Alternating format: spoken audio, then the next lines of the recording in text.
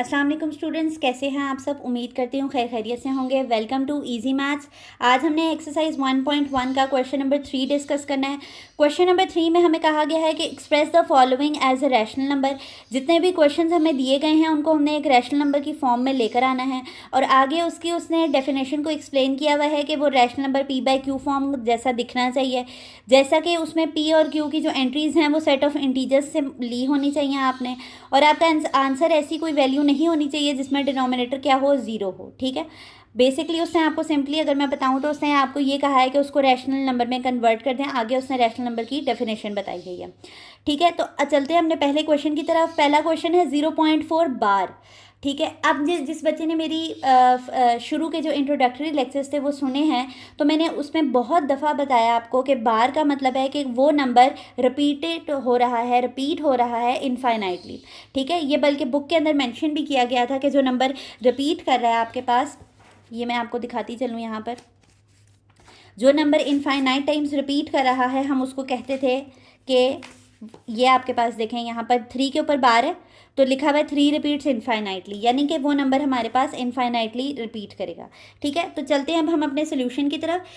Solution में हमने सबसे पहले क्या किया है कि वो नंबर को लेट कर लिया कि वो जो नंबर हमारे पास निकलेगा रैशनल नंबर वो x है। Let x be the rational number, x is equal to 0.4 bar लिख लिया। बार को भी मैंने आपको बताया रिमूव करेंगे तो वो नंबर इनफाइनाइट टाइम्स रिपीट हो रहा है। डॉट डॉट डॉट का मतलब है कि हमें नहीं पता अप टू सॉन ये कब तक रिपीट हो रहा है। तो x इज इक्वल टू 0.444 लिख लिया और इसको हमने इक्वेशन नंबर 1 का नाम दे दिया। अब आप जब 0.4 को सिंपली साइड पे लिखकर अपने पास रफ वर्क में देखें तो इसका आप जब डेसिमल रिमूव करेंगे तो डेसिमल की जगह पर हम 1 देते हैं और जितनी वैल्यूज़ होती हैं उतने जीरोस लिख लेते हैं। तो ये कुछ इस तरह की फ्रैक्शन बन गई है। तो उससे मुझे ये रिजल्ट पता चला है कि मैं इसको किससे मल्टीप्लाई कर सकती हूँ, 10 से। तो multiply by 10 on both sides करेंगे हम इक्वेशन 1 की। तो 10 को x से मल्टीप्लाई करेंगे तो यहाँ पर 10x लिखा जाएगा और 10 को 0.44 अप टू सो ऑन से हम करेंगे तो इस तरह लिखा जाएगा।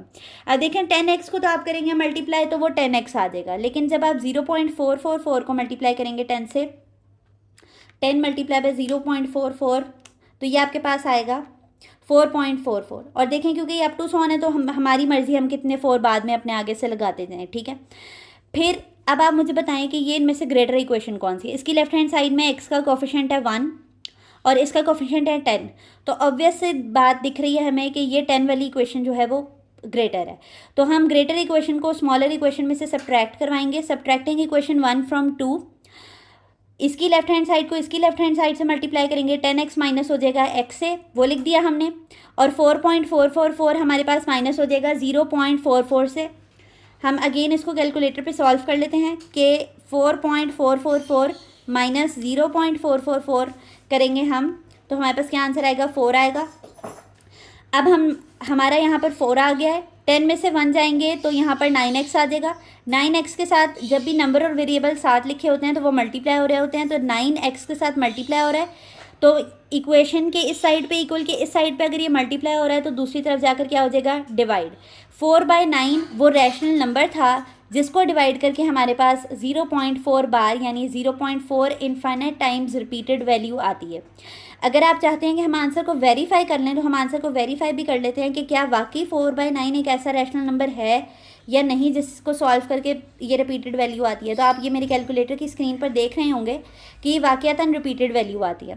तो इस तरह हमने ये सीखा कि ना सिर्फ हम अपना रैशनल नंबर फाइंड कर सकते हैं इस मेथड को यूज़ करके, बल्कि उस रैशनल नंबर को कैलकुलेटर पे अगेन कैलकुलेट कर हम वेरीफाई भी कर सकते हैं अपना आंसर कि क्या हमने वो सही रैशनल नंबर निकाला है जिसको सॉल्व करके 0.4 इन्फिनिट टाइम्स रिपीटेड वैल्यू आती है। ठीक है, होप आपको ये लेक्चर समझ आया होगा। फर्स्ट क्वेश्चन को डिटेल में करवाने का मकसद ये होता है कि आप बाकी क्वेश्चंस को खुद ट्राई करें और आपको ये कॉन्फिडेंस आए कि आप भी क्वेश्चन को सॉल्व कर सकते हैं अगर आपने एक दफ़ा डिटेल में उस लेक्चर को समझा है। होप आपको ये लेक्चर पसंद आया होगा। अगर आपको समझ आया है तो इसको लाइक करें और चैनल को सब्सक्राइब करें। अल्लाह हाफ़िज़।